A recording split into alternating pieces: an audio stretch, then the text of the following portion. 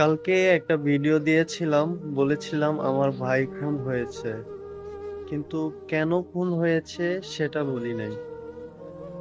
আমার ভাই ছিল একজন রিক্সা ড্রাইভার। সে অনেক পরিশ্রম করত।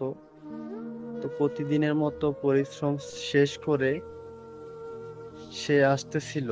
আর বলে রাখি, খুনটা হয়েছিল মুগদা মান্ডার ব্রিজ থেকে ভিতরে। দুই সাইডে ঝিল, মাঝখান দিয়ে একটা রাস্তা আসছে।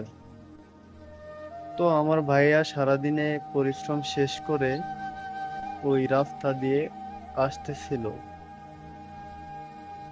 হয়তো 8টা কি 9টা হবে। সেই সময় সন্ত্রাসীরা আমার ভাইয়ের উপর ঝাঁপিয়ে পড়ে, শুধু একটা বাটন মোবাইলের জন্য। আমার ভাইয়াকে নির্মম ভাবে খুন করে। আসলে তখন আমাদের সামর্থ্য ছিল না, এখনো আমাদের তাদের বিচার করার মতো সামর্থ্য নাই। তারপরও 7 জন আসামি ছিল। 7 জনের ভিতরে 6 জনই ছাড়া পেয়ে গেছে, আর একজন এখনো আছে। সরকারবাদী মামলা তো, আপনারা দোয়া করবেন যেন আমার ভাইয়ের খুনিদের সবার বিচার করতে পারি আমরা।